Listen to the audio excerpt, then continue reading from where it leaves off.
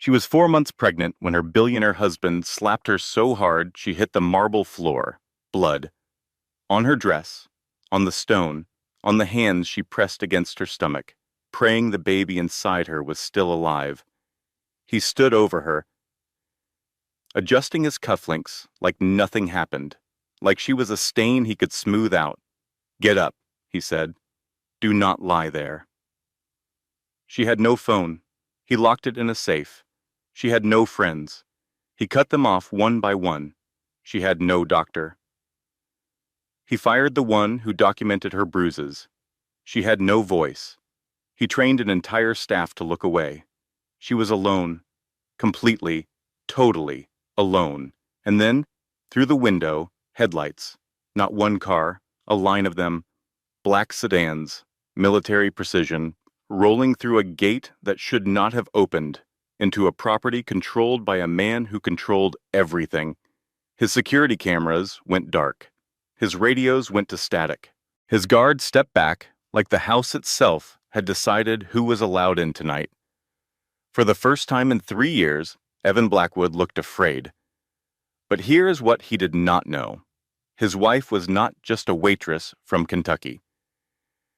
She was not just a victim, and the men in those black cars did not come to negotiate. They came because someone had been watching, someone had been waiting.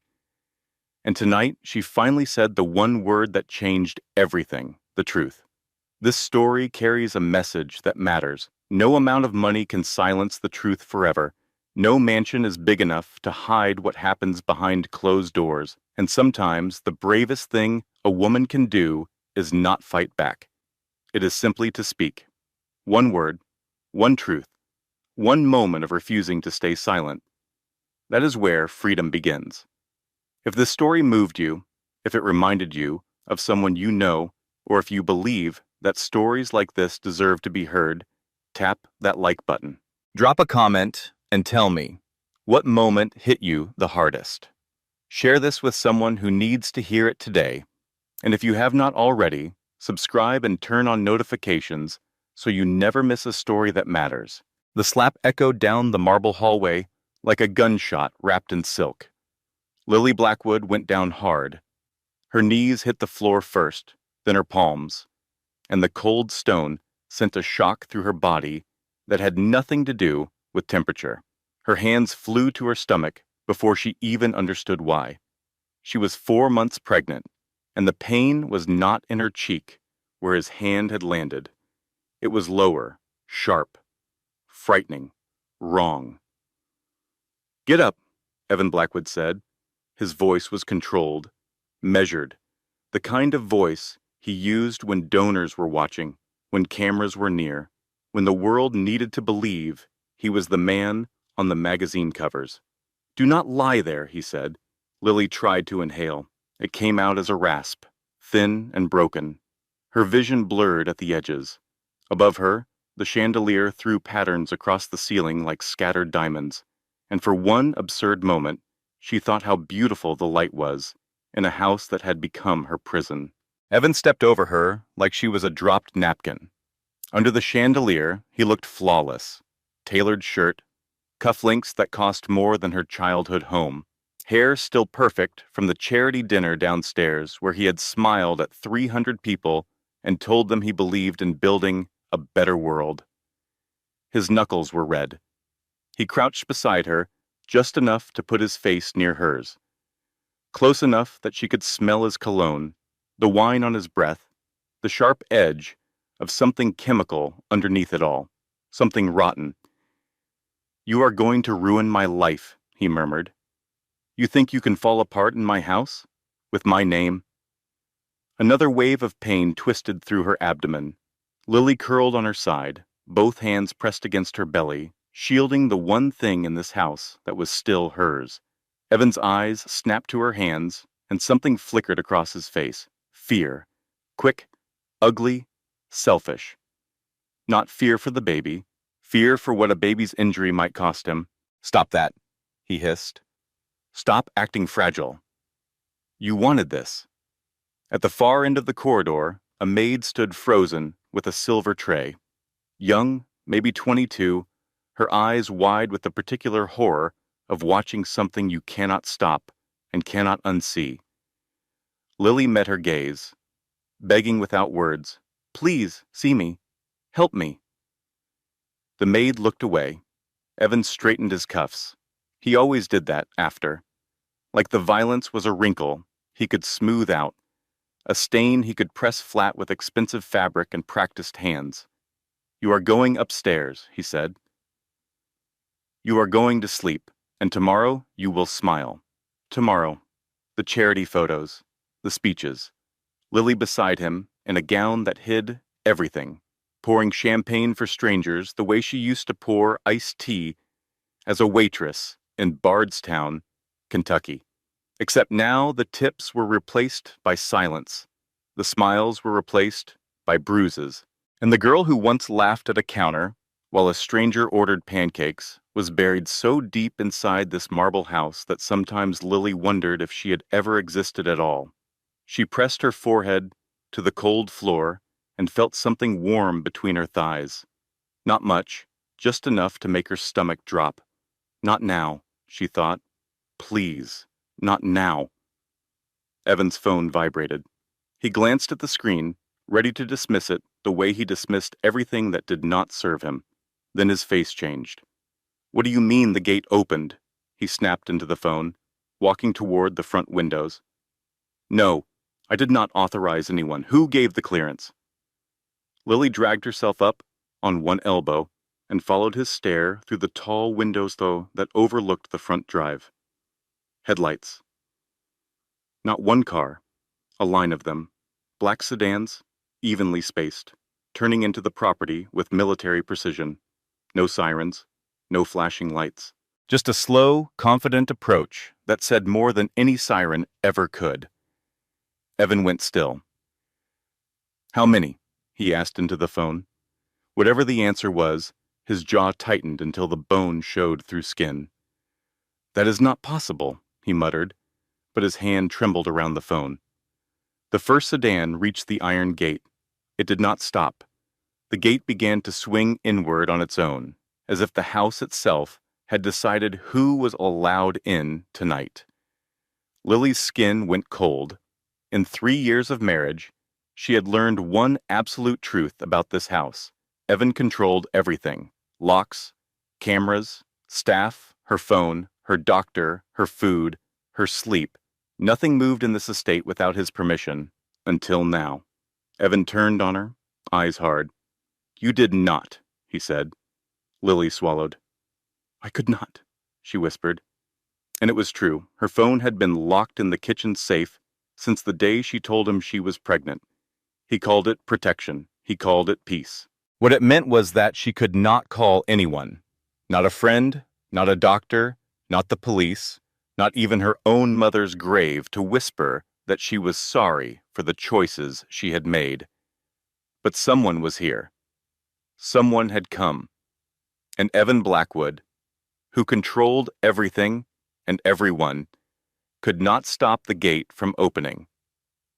Quick favor: if you have ever watched someone powerful realize they are not in control, if you have ever seen the exact moment when a man who owns the world discovers that the world does not belong to him, stay with this story.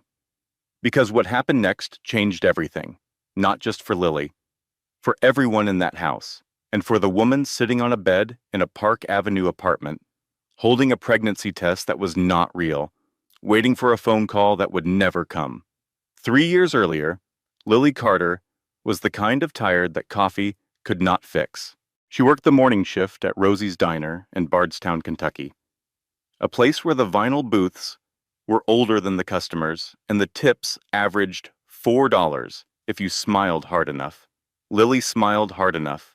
She had been smiling her way through life since she was 12 years old, and a police officer sat at her kitchen table and told her that her father, James Carter, had died in a construction accident in another state. No body recovered. Closed casket. Her mother lasted 3 more years before her own heart gave out, and by then Lily had learned the most important lesson of poverty. Keep smiling. Keep moving. Nobody is coming to save you, so save yourself. She was 25, putting herself through nursing school part-time, working 6 shifts a week, when Evan Blackwood walked into Rosie's diner on a Tuesday morning in October. His private jet had mechanical trouble at the regional airport. He needed to wait 4 hours. His assistant suggested a hotel. Evan saw the diner sign and said, "That one." He sat at the counter and ordered pancakes like a normal person. Lily poured his coffee and noticed 3 things. His watch cost more than her car. His smile reached his eyes, and he looked at her, actually looked at her, like she was a person and not furniture. "These are excellent pancakes," he said. "They are $4.99, Lily replied. He tipped $500. Lily stared at the bill, then at him, then at the bill again. "You know the pancakes are $6.99 with tax, right?" she said. He grinned. The company was worth more. That was the hook, not the money, the attention, the way he asked her about nursing school and actually listened, leaning forward, eyes steady, like her answer mattered, like she mattered. He came back 3 weeks later in a rented car. Then again, then again. Each time he sat at her counter, ordered pancakes, and talked to her like she was the most interesting person in the state of Kentucky. Her best friend Rachel Dunn, a pediatric nurse with sharp eyes and no patience for nonsense, said what best friends are supposed to say. "Lily, this feels fast." "You do not know him," Lily replied. "That is exactly my point," Rachel said. But Lily was in love with the idea of being chosen. After a lifetime of being overlooked, of being the girl whose father died and whose mother followed, of being the waitress who smiled through exhaustion, someone had looked at her and said, "You. I choose you," and that feeling was more powerful than any warning Rachel could give. The wedding was 6 months later. 400 guests on Evan's side, 11 on Lily's. Her father was listed in the program as deceased. Her mother was listed as deceased. Rachel was her maid of honor and cried during the vows, and Lily thought it was happiness. Years later, she would wonder if Rachel had been crying for a different reason. The first year was a fairy tale wrapped in silk, a penthouse in Manhattan, a country estate outside the city, staff who called her Mrs. Blackwood with perfect posture and empty eyes. Evan was attentive, generous, devoted. The second year, the edges appeared. Small things at first, so small that Lily questioned herself rather than him. He canceled her gym membership because the trainer looked at you wrong. He suggested she stop texting Rachel so much because you need to focus on us. He moved her phone charger to his office because you are on it too much. Then bigger things. He fired the housekeeper who slipped Lily a prepaid phone. He told Lily the woman was stealing silverware. He changed the Wi-Fi password and forgot to give her the new one for 3 weeks. He moved her car keys to a safe for security. Each thing alone was explainable.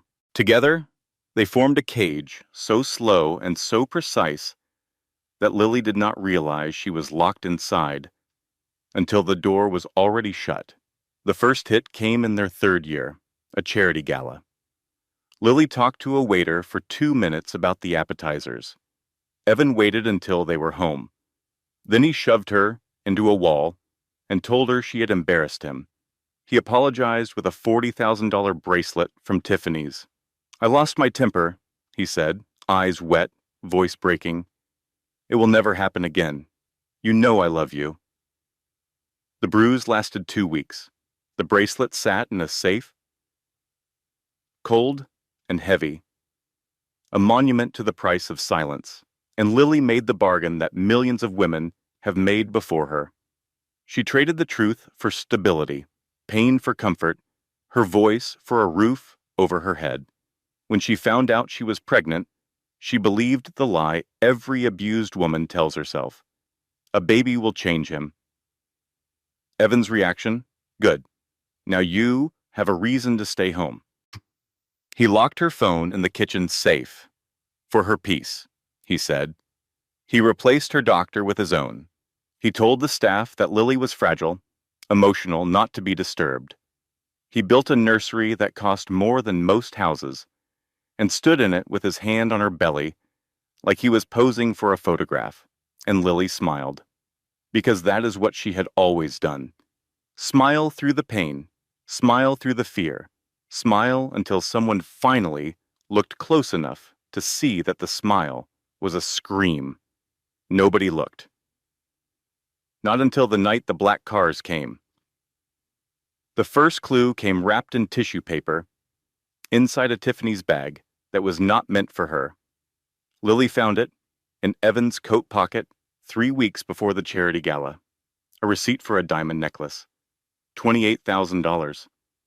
She almost convinced herself it was a surprise, an early birthday gift, an apology for last Tuesday when he grabbed her wrist so hard it bruised. Then she found the second clue. A single blonde hair on his shirt collar. Lily was brunette. She could not investigate. She had no phone. She had no internet access without Evan's laptop password.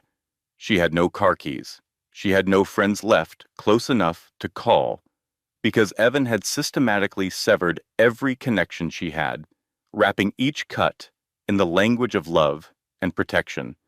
But she had one thing Evan forgot about: the household delivery log. Every package that arrived at the estate was signed for by staff and recorded in a leather-bound book in the pantry. It was an old system, a leftover from Victoria Blackwood's era, and nobody thought twice about it, because nobody thought Lily would look. Lily looked. She spent mornings in the pantry pretending to organize spices while reading the log. 3 deliveries in 2 months to an address on Park Avenue that she did not recognize. Flowers, wine, a package from a lingerie brand she had never heard of, all charged to a credit card that was not on any statement she had ever seen. The address belonged to Megan Hale. Lily had met Megan exactly 4 times. Evan introduced her as his PR consultant. She was 33, blonde, polished in a way that came from money rather than effort. She came to the estate for meetings that happened behind closed doors and ran long. The 4th time Megan visited, Evan was running late from the city. Megan arrived alone and walked through the house like she was measuring for new curtains. She picked up a photo of Lily and Evan, studied it, and set it back down, facing the wall. Then she sat at Lily's kitchen island and poured herself coffee from Lily's pot. "You know," Megan said, stirring slowly, "Evan deserves someone who can keep up with him, someone who understands his world." Lily's hands trembled, but she kept her voice flat. "And that is you?" Megan smiled the way a cat smiles at a bird that does not know the window is open. "Sweetie," she said, "that has been me for 2 years. 2 years, before the wedding, before the vows, before Lily stood in a white dress and promised her life to a man who was already giving his nights to someone else." The floor shifted beneath Lily's feet, and she gripped the counter to steady herself. Megan finished her coffee, rinsed the cup, and placed it in the dish rack like she lived there, like she would live there, like it was only a matter of time. The confirmation came 3 days later at a lunch Lily never expected to receive. Victoria Blackwood, Evan's mother, invited Lily to her townhouse. This was rare. Victoria treated Lily the way old money treats new people, with exquisite politeness and absolute distance. She had attended the wedding in a cream suit, with a smile that never reached her eyes, and in 3 years she had visited the estate exactly twice. Over a salad she never touched, Victoria placed her fork down and said, "I have always thought Evan needed a partner, not a project." Lily stared at her. "Megan understands our family," Victoria continued. She comes from the right background, the right connections. She knows how to carry a name like Blackwood. The words landed like ice water. You want me to leave? Lily said. Victoria's expression did not change. I want what is best for my son. Lily stood up. Her legs felt hollow. Your son hits me, she said. The words came out before she could stop them, raw and shaking and real. Victoria picked up her fork. Every marriage has its difficulties, she said, and she took a bite of salad, like Lily had commented on the weather. Lily walked out of that townhouse and stood on the sidewalk in Manhattan with no phone, no money, no car, and no one to call. She put her hand on her belly, where the baby moved for the first time that afternoon, a tiny flutter like a bird testing its wings, and she made a promise she did not yet know how to keep. I will get out. I will get you out, even if I have to burn this whole world down. But first came the night of the charity gala. First came Megan in a red dress, standing beside Evan in every photograph. First came the moment Lily opened her own bedroom door and found Megan sitting on her bed, holding a pregnancy test with a positive sign. Oops, Megan said. Wrong room. Megan held up the test like a trophy. Looks like Evan is going to be a father twice, but do not worry. I am sure he will pick the one that matters. Lily confronted Evan in the hallway after the last guest left. Her voice shook. Her hands shook. Everything shook except the truth. Is she pregnant? Evan's mask cracked. The slap came fast and hard. Lily hit the marble floor, and the pain in her stomach told her that this time something was different. Something was wrong. And through the window, the headlights appeared. The gate should not have opened. That was the thing Lily could not stop thinking as she lay on the marble floor, with one hand pressed to her stomach, and blood beginning to spot through her dress. The gate was controlled by Evan's security system, biometric access, 24-hour camera surveillance, a team of 6 guards on rotating shifts. Nothing entered or left this property without Evan Blackwood's explicit permission. But the gate swung open like it had been expecting company. 4 black sedans rolled up the driveway in perfect formation, headlights cutting through the dark like surgical instruments. They stopped in unison, doors opened, men stepped out, not police, not paramedics, something else. Dark suits, no visible weapons, no raised voices. They moved with the kind of calm precision that comes from doing something 1,000 times. They walked through the front door of a billionaire's mansion at midnight like they were arriving for a scheduled appointment. Evan positioned himself at the top of the foyer stairs, one hand gripping Lily's arm in a way that looked supportive to anyone watching and felt like a handcuff to her. His smile was perfect. Years of charity dinners and press conferences had made that smile bulletproof. Gentlemen, he called down, you are on private property. The tallest man glanced around the foyer once, cataloging the marble, the paintings, the staff lined up against the walls like expensive furniture. His eyes stopped on Lily for half a second. Then he spoke to Evan without looking at him. Lillian Carter. The name hit Lily like cold water. Nobody had called her that in 3 years. In this house, she was Mrs. Blackwood. Before that, she was Lily. But Lillian Carter was the girl from Kentucky, the waitress, the orphan, the person she had been before Evan Blackwood decided to own her. Evan's hand tightened on her arm. That is my wife, he said smoothly, and she is not available. The man finally looked at Evan. His expression was flat, patient, completely unimpressed by the marble and the money and the perfectly tailored shirt. We are not here to ask what she is available for. A second suited man stepped to the side, holding a slim tablet. He tapped the screen once, and the security chief's radio erupted with static. Dale Haskins pressed the button, tried again, pressed harder. Nothing. Evan's eyes darted to Dale. Fix it, he hissed. The leader's voice, stayed level. Your internal communications are off. Your exterior cameras are on our feed. Do not waste your people. Evan laughed, sharp and practiced. Now tell me who you are, so I can decide how generous I am going to be about this trespass. The man did not bite. He looked at Lily. Ma'am, are you injured? Evan answered instantly. She slipped. She is pregnant. She gets dizzy. Pregnant, the man repeated quietly, as if confirming something he already knew. Lily felt warmth at her thigh. The bleeding was getting worse. Panic climbed her throat, but Evan's fingers dug into her arm, and his voice slid into her ear, like poison wrapped in honey. Do not speak, he whispered. Do not dare. The leader's eyes tracked the grip on her arm. He spoke to Evan with the particular calm of a man who has already decided how this ends. Let go of her. Or what?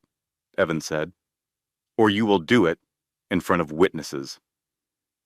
The word landed like a stone in still water. Witnesses. The staff, the guards, the maids who had learned to look away, the people who had heard muffled screaming behind closed doors and convinced themselves it was not their problem. Evan released Lily's arm like he was doing her a favor. She stumbled, caught the banister, and lowered herself onto the first step. Her legs would not hold her. A woman stepped in from behind the suited men. Dark hair, medical bag, gloves already on. She knelt beside Lily with the focus of someone who had been briefed and was ready. Lily, the woman said. Not Mrs. Blackwood, Lily. Can you tell me where it hurts? My stomach, Lily whispered. And I think I am bleeding. Evan's voice lost its polish. Stop saying that. You are fine. The medic did not acknowledge his existence. Any cramping? Dizziness? Did you fall? Lily looked at Evan. His eyes burned into hers, with the private fury she knew so well, the look that said, I will make you pay for this later. The leader spoke. You can tell the truth. You are not alone right now. Not alone. In this house, Lily had always been alone. I did not fall, she said. The words came out thin, but they came out clear. Evan's smile cracked. And then two things happened in quick succession that broke the silence of 3 years wide open.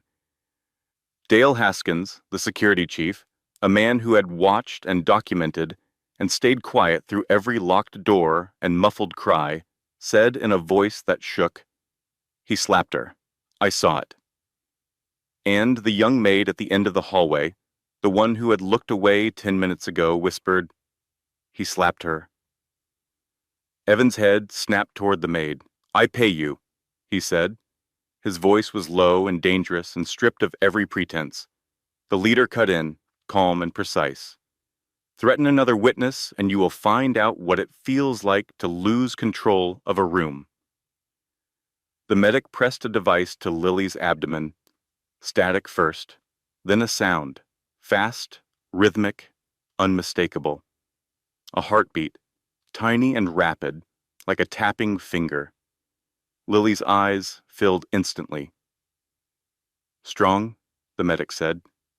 Baby is strong. Evan heard it too. His expression flickered with something that was not tenderness, but possession. Like the sound belonged to him. The leader stood. We are leaving. She is coming with us. Evan stepped in front of the door. Over my dead body. The man with the tablet lifted it slightly. We have the call logs from your private physician. We have the non-disclosure agreements you forced staff to sign. We have a video clip from 15 minutes ago that your own cameras recorded before you lost them. Evan's face drained of color. That is impossible. It was impossible because you paid for it to be, the leader replied. Tonight it is just evidence. Lily was helped to her feet. Dale stepped to her other side, supporting her. The suited men formed a corridor of bodies between Lily and Evan and for the first time in 3 years, she walked through her own house without asking permission. At the front door, Evan's voice cracked open. "Lily, if you walk out that door, you are nothing. You hear me? Nothing." Lily did not look back. She stepped into the night air, and the motorcade lights washed over the mansion like a spotlight on a stage where the lead actor had finally forgotten his lines. The hospital smelled like disinfectant and safety, and Lily could not stop shaking. They did not take her to the main entrance. A side gate, an unmarked door, an elevator already waiting. She was on a bed with monitors attached before she could form a sentence. Cold gel on her stomach, the ultrasound wand pressing gently, the doctor's face serious, focused, then slowly releasing into something that looked like relief. "Heartbeat is strong," the doctor said. "Some spotting, possibly from trauma. We are monitoring for placental issues. But right now, both of you are stable, both of you." Lily pressed her palms against her eyes and cried for the first time in months. Agent Marcus Cole entered after the doctor left. He was the leader from the mansion, and now, under hospital fluorescence, she could see him clearly. Mid-50s, military posture, a face that had seen enough to stop being surprised by cruelty. "Federal," he said, showing a badge briefly. "Not local, not private. I am here so you do not end up back in that house." He placed her phone on the tray table. Lily stared at it. "That was in his safe," she said. "We took it," Cole replied. "Your cameras were on our feed." Her fingers closed around the phone like it was oxygen. 18 months without it. 18 months of silence. She called Rachel. Her best friend answered on the first ring at 2 in the morning, like she had been sleeping with the phone in her hand. Maybe she had been. "I have been waiting for this call," Rachel said. Lily broke. Not the quiet tears from before, the real breaking. The kind that sounds ugly and feels like drowning and means you are finally telling the truth. Rachel drove 4 hours through the night and walked into the hospital room at dawn with coffee, dry clothes, and the particular expression of a woman who was not going to let her friend disappear again. "You are done with him," Rachel said. It was not a question. Lily signed the protective order that morning. Federal agents placed guards at her door. Agent Cole told her that the investigation into Evan's financial empire was already underway. Wire fraud, money laundering through his charity foundation, assault. The evidence was substantial. For one day, Lily breathed. For one day, she sat in a hospital bed with her best friend beside her, eating terrible cafeteria food and watching the baby move on the ultrasound monitor, and she thought, "It is over. I am safe." Then Evan Blackwood did what Evan Blackwood always did. He rewrote the story. The press conference aired at noon. Evan stood behind a podium, flanked by his mother, his legal team, and standing just to his right, with one hand resting on her stomach, Megan Hale. Evan spoke with rehearsed emotion. "My wife is struggling," he said. "Pregnancy has been difficult for her, and she has experienced a mental health crisis. I blame myself for not recognizing the signs sooner. That is why today I am announcing a $5 million donation to the National Maternal Mental Health Foundation." He paused, swallowed, let his eyes glisten. "I love my wife," he said, "and I will do everything in my power to support her recovery." The journalists applauded. Megan stood beside him, looking demure and concerned, wearing a soft cream blazer that made her look like a woman who had never harmed anyone. A reporter asked who she was. Evan smiled warmly. "A close family friend who has been supporting us through this difficult time." By evening, the narrative was set. Social media exploded with opinions from strangers who had never met Lily and never would. Gold digger having a breakdown. He is donating $5 million. That is not what an abuser does. She is clearly unstable. Pregnancy hormones. Classic manipulation. Lily's hotel location was leaked, not the hospital. The safe house Cole had moved her to that afternoon. Reporters appeared outside within hours. Her face was on every screen. Then Evan's legal team, 7 attorneys, led by a retired federal judge serving as consultant, filed an emergency motion to vacate the protective order. They argued that Lily was mentally unfit, that she posed a risk to herself and the unborn child, and that Evan's home was the safest environment for her recovery. The order was temporarily suspended pending review. Rachel held Lily's hand while she read the news on her phone. The same phone she had waited 18 months to hold. "He is going to win," Lily whispered. "He always wins." Rachel's jaw tightened. Not this time. But that night, Lily's phone buzzed with a text from an unknown number. She almost did not open it. The old fear was there, chemical, instinctive, the kind that lives in your body after years of conditioning. She opened it. "Come home. We will handle this quietly." Lily stared at the screen, and the one day of safety she had been given crumbled like a house made of paper. Rachel Dunn was not the kind of woman who waited for permission to act. While Lily was in the hospital being monitored, Rachel was in the waiting room with a laptop, a phone charger, and a fury that could have powered the entire building. She had watched her best friend disappear into a marriage 3 years ago. She had called, texted, emailed, and been slowly, systematically cut off until the silence became its own answer. Now Lily was back, bruised and pregnant and bleeding, and Rachel was done being patient. "You need ammunition," Rachel told Lily the morning after the press conference.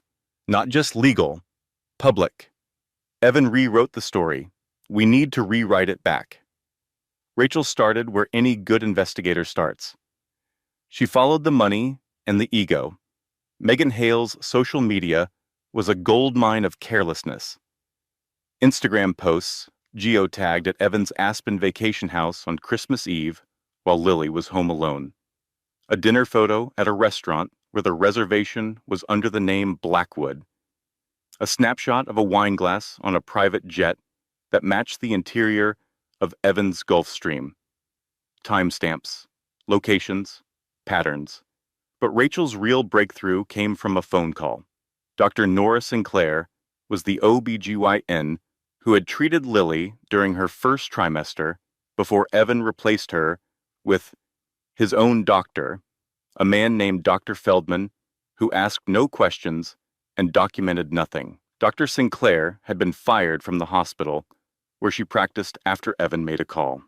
Funding pulled. Reputation quietly destroyed.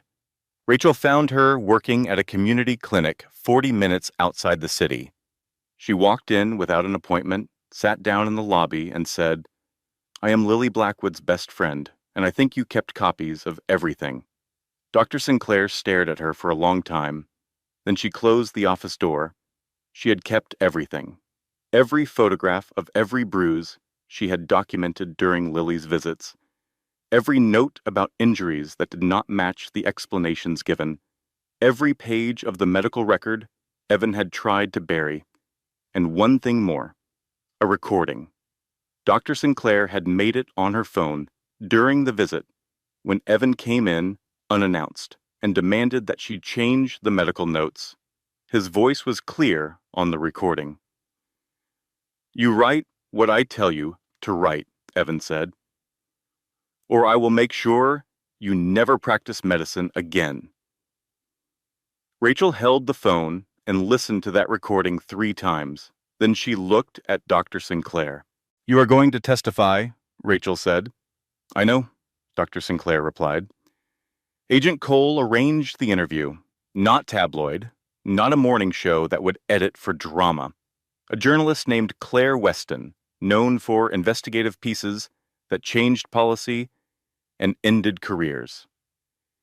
The interview aired on a Tuesday evening. Lily sat in a studio chair wearing a simple blue sweater. No jewelry, no styling.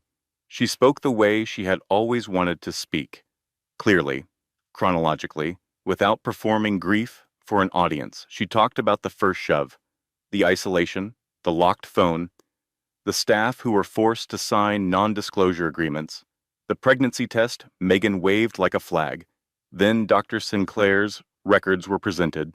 Then the photos. Then the recording. Public opinion did not just shift, it snapped. Within 24 hours, Believe Lily was the top trend in America. Evan's charity donors began pulling their support. His stock dropped 11%. 3 board members resigned. A senator who had attended his gala issued a statement distancing herself from the Blackwood family. Lily watched from the safe house with Rachel beside her, one hand on her stomach.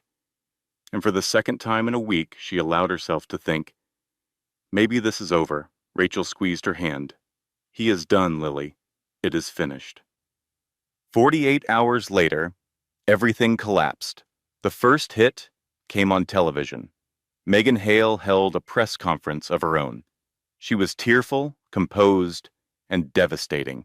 She told reporters that Lily had known about the relationship from the beginning and had approved it. She produced screenshots of text messages allegedly exchanged between herself and Lily, messages in which Lily discussed the arrangement casually, even jokingly. She is using her pregnancy to extort him, Megan said, dabbing her eyes with a tissue. I feel sorry for her. I really do. But the truth matters. The screenshots looked real, good enough to plant doubt. The second hit came at 2 a.m. Lily woke in the safe house to find the electronic lock on her door blinking green. Someone had accessed her room. Nothing was taken. Nothing was moved. Except one thing, a single white rose on her pillow. Evan's signature from their courtship. Every week for 6 months, a white rose delivered to Rosie's diner. Romantic then. A threat now. The message was clear. I can reach you anywhere. The third hit came from Agent Cole himself. He called Lily into a meeting with a face that told her everything before he spoke. The federal case has a complication, Cole said. Evan's legal team has filed a motion claiming that the evidence used in the raid was obtained through an informant with a compromised background, specifically through your father. Lily's world stopped. My father is dead, she said. Cole held her gaze. No, he said quietly. He is not. The truth about James Carter took 15 years to cross the distance between a construction site in Virginia and a hospital room in New York. And when it arrived, it did not look like the truth at all. It looked like a man sitting in a federal conference room with calloused hands and gray at his temples, staring at a two-way mirror and knowing his daughter was on the other side. Agent Cole laid it out with the kind of precision that meant he had rehearsed this conversation. 20 years ago, James Carter was a construction foreman who worked for Robert Blackwood, Evan's father. Robert Blackwood was building luxury condominiums across 3 states, and James Carter was one of the men who poured the foundations. What James did not know when he took the job was that those foundations were built on laundered money. The Blackwood family had been washing cash through real estate for a decade. Fake subcontractors, inflated invoices, payments routed through shell companies in 3 countries. James Carter discovered it by accident when a payment meant for a concrete supplier was accidentally deposited into the wrong account and the numbers did not match anything on the books. He went to the FBI. He testified in a sealed proceeding. The case resulted in the quiet prosecution of 2 Blackwood associates, but Robert Blackwood himself was never charged. Too much political insulation, too many donors, too many friends in the right offices. But Robert Blackwood knew someone had talked. and his people began looking. The FBI gave James a choice: disappear or die. Not metaphorically. 3 informants in similar cases had been found dead in the previous 2 years. James had a wife with a failing heart and a 12-year-old daughter who laughed while pouring orange juice at the breakfast table. He chose to disappear. They staged a construction accident, closed casket. James Carter was buried in a cemetery in Virginia, and the man who had been James Carter became someone else entirely. A new name, a new state, a new life built on the ashes of the one he left behind. He has been watching you, Cole told Lily, through us, through contacts we maintained. For 15 years, he has known where you are and what is happening to you. Lily sat in the conference room chair and felt the ground beneath her open like a fault line. Her father was alive. Her father had watched her marry the son of the man who destroyed his life. Her father had known she was being hurt and had not come. Why now? She asked. Her voice was flat, emptied. Because Evan found out, Cole said. His lawyers dug into your background looking for leverage. They found anomalies in your father's death records. If they connect James Carter to the original informant file, they will use it to discredit every piece of evidence we have. They will argue the entire investigation was a personal vendetta. Lily closed her eyes. So the man who was supposed to protect me is the reason the case might fall apart. The case will not fall apart, Cole said, but we need to move faster, and we need more than federal evidence. We need witnesses who are not connected to your father's file. Lily opened her eyes. I want to see him. Cole brought her to a house outside the city the next day. Small, modest, a garden in the back with tomatoes growing on stakes, a mailbox with no name. She walked through the front door alone. James Carter sat at a kitchen table. He was older than any version of him she had kept in memory. Weathered, rough hands, but his eyes were the same ones she saw every morning in the mirror. Neither spoke for a long time. You left, Lily finally said. I left so they would not find you. They found me anyway. I married one of them. James's face broke. Not dramatically, quietly. The way a dam cracks when the weight behind it has been building for 15 years.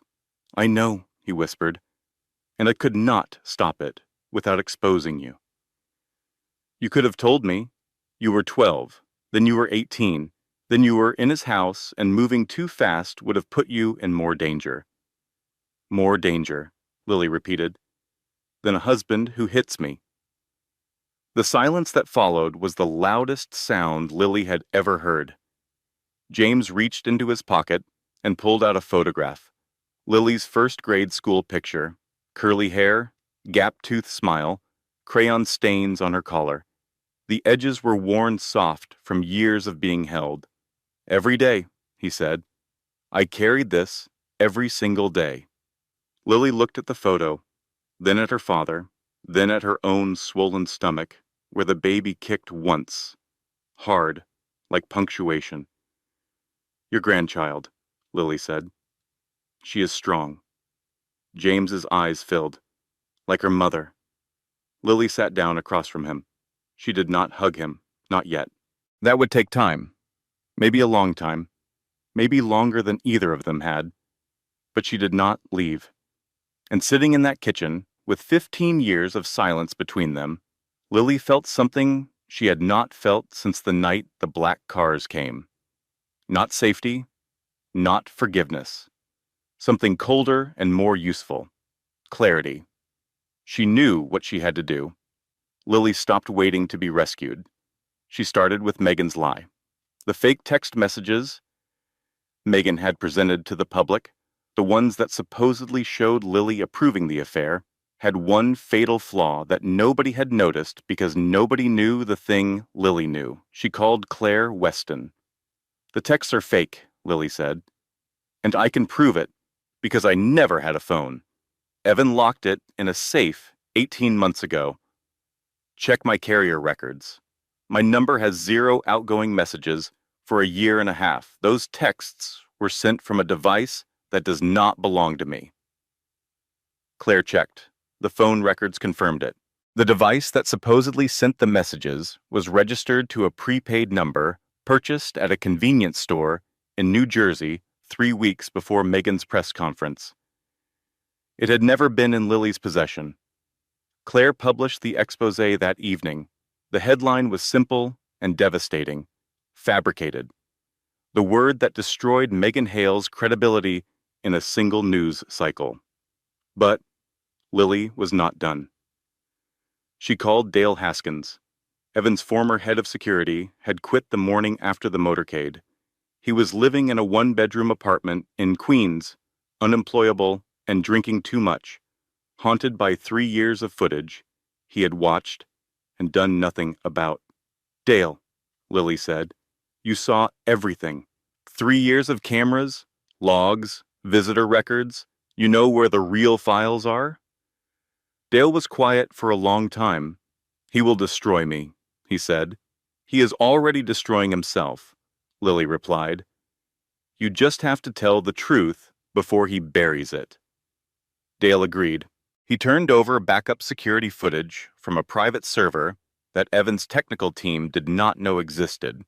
A redundancy Dale had set up himself as insurance, because men who work for monsters eventually start planning their own escape. The footage showed everything: every shove, every slap, every time Evan stood over Lily while she lay on the floor and adjusted his cufflinks like nothing had happened. 3 years of violence, time-stamped and unedited. Then Lily did the thing nobody expected. She went to Victoria Blackwood. She did not call ahead. She did not bring a lawyer. She walked into Victoria's townhouse and sat down on the velvet chair in the parlor as if she had been invited. Victoria appeared in the doorway, composed as always, holding a cup of tea like a shield. You should not be here, Victoria said. And yet here I am, Lily replied. Victoria sat down. The distance between them was 3 feet and 30 years of silence. You wanted me gone, Lily said. You backed Megan. You told your son I was not good enough. You sat across from me at lunch and told me every marriage has its difficulties, while your son was putting bruises on my body. Victoria's teacup trembled once. She steadied it. I protected my family, she said. Your family is a crime scene, Lily replied. Your husband laundered money.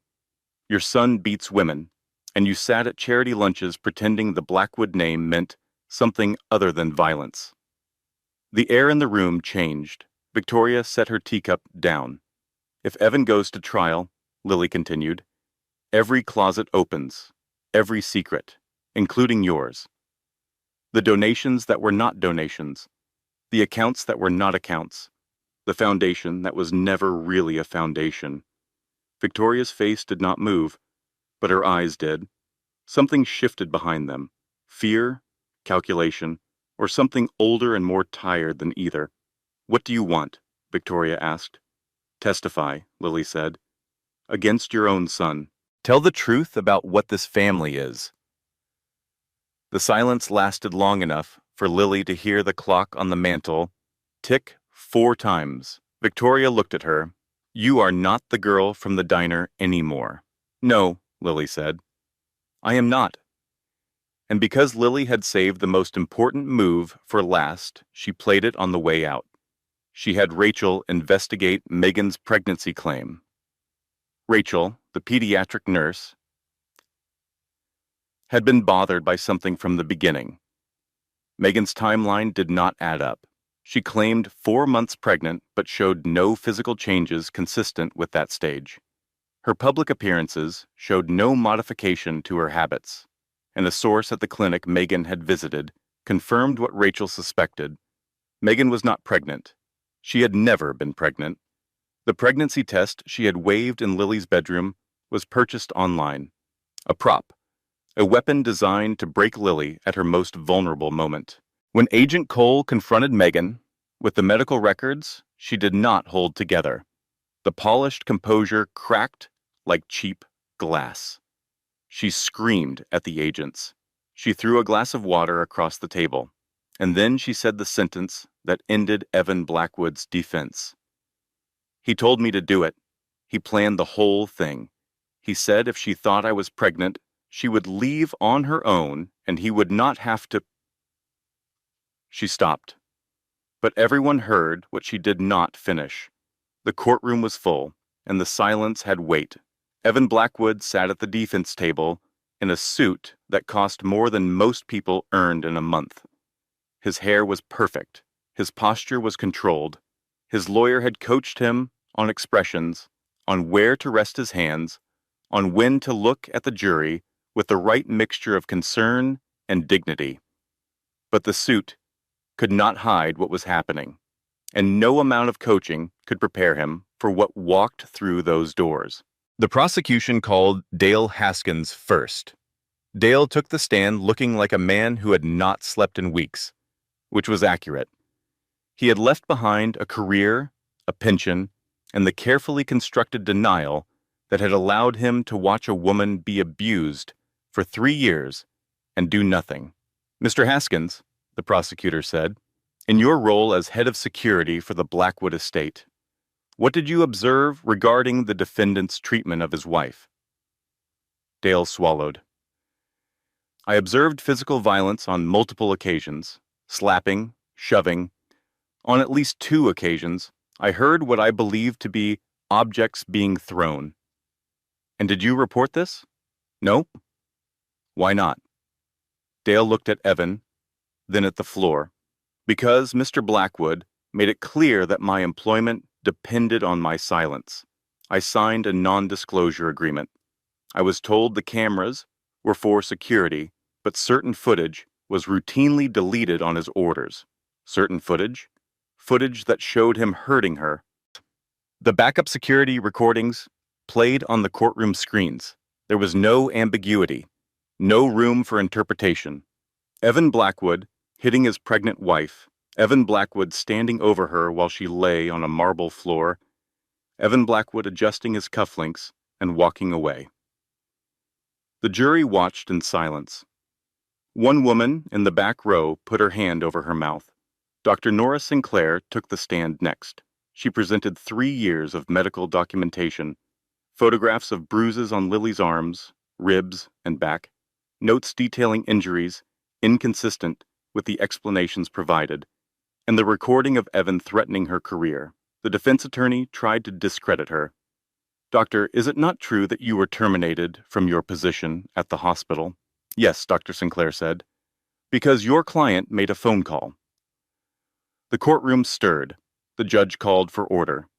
Megan Hale took the stand as a cooperating witness.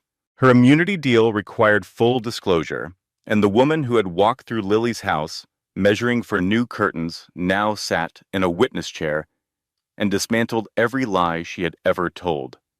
She confirmed that Evan had orchestrated the fake pregnancy scheme. She confirmed that the fabricated text messages were created at his direction. She confirmed that the white rose left in Lily's safe house was arranged through a private investigator Evan had hired, and she confirmed the sentence she had not finished during her interrogation. He said if she thought I was pregnant, she would leave on her own, and he would not have to deal with her anymore. Deal with her, the prosecutor repeated. What did you understand that to mean? Megan's voice dropped. I understood that he was considering options that would make it look like an accident. The courtroom erupted. The judge gavelled for silence. Evan leaned toward his attorney and whispered something frantic. His attorney's face did not change, which told Lily everything she needed to know. Then Victoria Blackwood was called to the stand. The courtroom went quiet in a different way. Not the silence of shock, the silence of anticipation, a mother testifying against her own son. Victoria walked to the stand with the posture of a woman who had been carrying something heavy for decades and was finally setting it down. She wore a dark blue suit. No jewelry, her hands were still. She confirmed the Blackwood family's financial crimes. She confirmed that she had known about Evan's abuse of Lily and had done nothing. She confirmed that she had supported Megan's position as a replacement wife because maintaining the family's public image mattered more to her than a young woman's safety. "Why are you testifying against your son?" the prosecutor asked. Victoria looked at Evan, then at Lily in the gallery, one hand resting on her stomach where the baby moved. "Because my son is his father," Victoria said, "and I spent 40 years pretending that was acceptable. I will not spend 40 more." Evan stood up. The composure, the coaching, the mask, all of it fell away at once. He shouted at his mother, at the prosecutor, at the room. His voice was raw and uncontrolled, the voice Lily had heard in hallways and bedrooms for 3 years, the voice the world was hearing for the first time. "You are all liars," he yelled. "She is a waitress from nowhere. I made her. I gave her everything." The judge slammed the gavel. 2 marshals moved toward Evan. His attorney grabbed his arm. Evan shook him off. "I built this city," he shouted. "I built this name. You cannot take it from me." He was restrained. He was seated. But the damage was done. The jury had seen the real Evan Blackwood, not the philanthropist, not the visionary, the man who believed that everything, including people, belonged to him. Lily was the final witness. She took the stand wearing a simple dress, no jewelry, no makeup designed to hide or emphasize anything. She rested her hands in her lap and answered every question the way she had wanted to speak for 3 years. Clearly, honestly, without apology. She described the courtship, the isolation, the escalation. She described the locked phone, the fired doctor, the staff who were trained to look away. She described the night of the charity gala, the slap, the blood on the marble, the motorcade that arrived when she had no way to call for help. The defense attorney stood for cross-examination. "Mrs. Blackwood, is it not true that you married the defendant for his money?" Lily looked at him, then at Evan, then at the jury. "I married him for his pancakes," she said. "He sat at my counter in a diner in Kentucky and made me laugh. I did not know the man behind the smile was someone else entirely." The courtroom was silent. "I did not want his money," Lily continued. "I wanted to be safe, and for 3 years I was not." The jury deliberated for 6 hours. They returned with a verdict on all 12 counts. Guilty, wire fraud, guilty, money laundering, guilty, obstruction of justice, guilty, witness tampering, guilty, coercion, guilty, assault, guilty. Sentencing, 18 years in federal prison. Evan was led from the courtroom in handcuffs. At the door, he turned and looked at Lily one final time. The look was not rage. It was not sorrow. It was the bewildered expression of a man who still could not understand how a waitress from Kentucky had taken everything from him. Lily held his gaze. She did not flinch. She did not look away. She held it until the door closed and the sound of his footsteps faded down the hallway, and then she put both hands on her stomach and breathed. 1 year later, on a Tuesday morning in October, Lily Carter sat on the front porch of a small house outside Nashville and watched her daughter try to eat a leaf. Charlotte was 7 months old. She had Lily's eyes, her grandfather's stubborn jaw, and an absolute commitment to putting everything she found into her mouth. The leaf was a maple, bright orange, and Charlotte held it with both hands like it was the most important object in the world. "That is not food," Lily said. Charlotte looked at her with the expression of a baby who had considered the information and rejected it. She put the leaf back in her mouth. The house was not a mansion. 2 bedrooms, a kitchen with a window over the sink that looked out at a garden where James Carter knelt every morning, pulling weeds and talking to tomato plants like they were old friends. The porch had 2 rocking chairs. The mailbox had a name on it now, Carter. Lily had taken back her name the same week she signed the divorce papers. The lawyers had fought over money for months, but Lily did not want the money. She wanted the name, her name, the one her father gave her before the world took him away and gave her back a ghost. Rachel drove down from Kentucky every other weekend. She would arrive on Friday night with a bag of groceries and a bottle of wine and an opinion about whatever Lily was doing wrong with the baby, which was always delivered with the particular authority of a pediatric nurse who had no children of her own. "You are holding her like a football," Rachel would say. "She likes it," Lily would reply. "She cannot tell you what she likes. She is 7 months old. She told me with her eyes, 'You are impossible.'" These were the conversations that saved Lily, not the dramatic ones, not the testimony, or the verdicts, or the press conferences.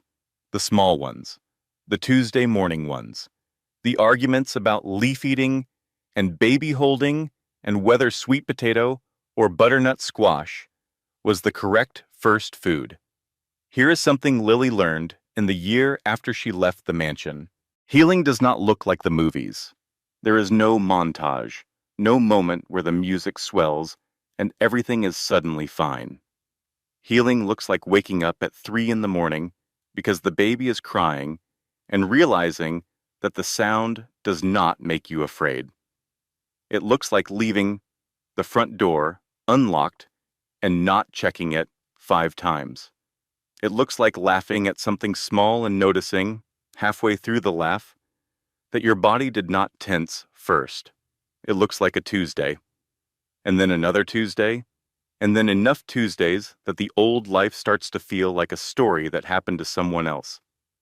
James Carter was in the garden. He came every morning at 7.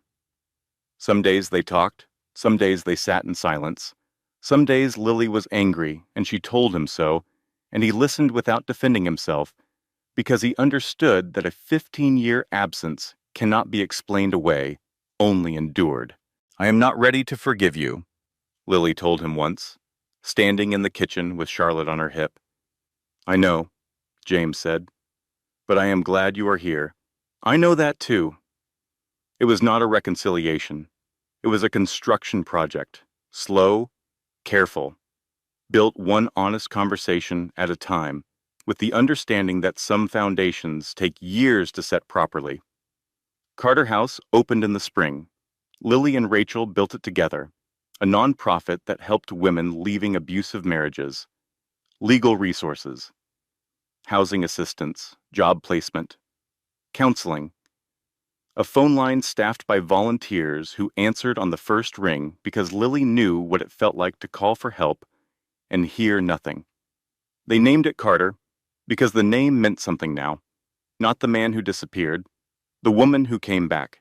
The calls started slowly, 1 a week, then 3, then 10.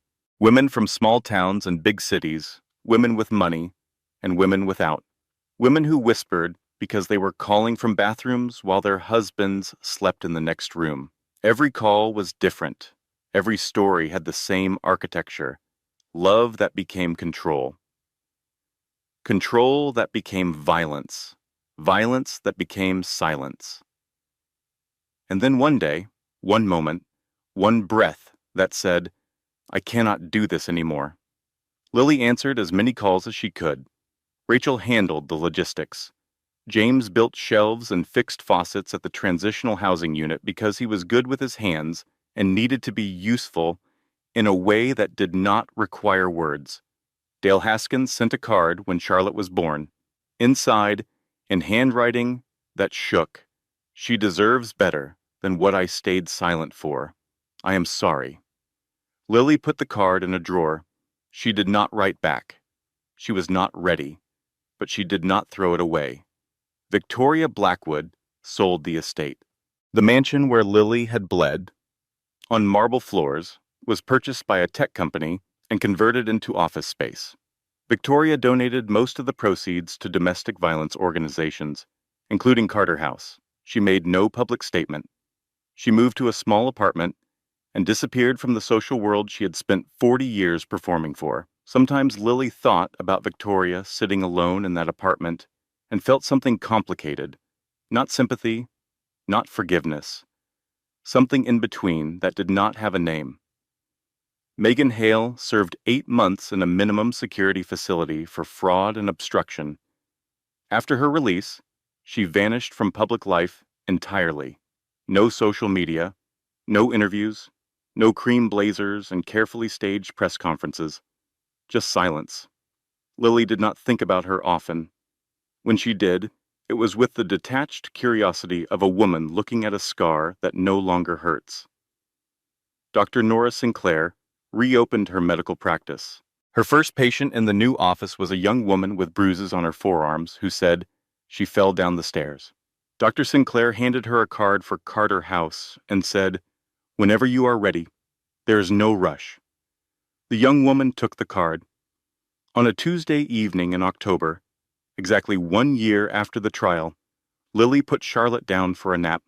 The baby fought it the way she fought everything, with tremendous energy and zero strategy, grabbing at Lily's hair and babbling protests until her eyes grew heavy, and her grip softened, and she slipped into sleep the way only babies can, completely and without fear. Lily stood in the doorway and watched her daughter breathe, fingers curled, chest rising and falling, the world outside the window going orange with autumn.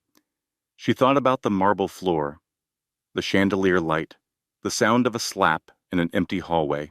She thought about the motorcade, the heartbeat monitor, the moment she said, "I did not fall," and felt the words change the shape of her life. She thought about the woman she had been, the waitress who smiled because she could not afford not to, the wife who stayed because she had forgotten she could leave, the mother who bled on a billionaire's floor and decided, in that exact moment of breaking, that she would not break anymore. Her phone buzzed on the kitchen counter. Lily's heart seized for 1 second. Old reflex. The instinct that lived in her nervous system like a scar. The one that heard a phone buzz and thought, him. She picked it up. Unknown number. Her thumb hovered. She opened the message. "Hi, my name is Emily. I found on Carter House online. My husband controls everything. I do not have anyone. I do not know what to do. Can you help me?" Lily sat down at the kitchen table. Through the window, James was in the garden, tying tomato vines to stake. Rachel's car was pulling into the driveway for the weekend visit, early as always. Charlotte slept in the next room, breathing steady, completely unaware of the war that had been fought for her existence. Lily typed her reply. "Yes, I can help, and here's the first thing I want you to know. You are not crazy, you are not alone, and the life you are living right now is not the life you have to keep." She hit send. The baby monitor on the counter picked up Charlotte's breathing, steady, stubborn, alive, just like her mother. And outside the window, the last light of October settled over the garden, and the house, and the mailbox that read, Carter, and the woman inside, who had once been nothing and had become, through pain and truth and the stubborn refusal to stay silent, exactly who she was always supposed to be. This content was independently researched, developed, and manually edited by our team to deliver meaningful storytelling with purpose. Every word was carefully crafted to entertain, inspire, and remind you that no one deserves to suffer in silence. Thank you for listening.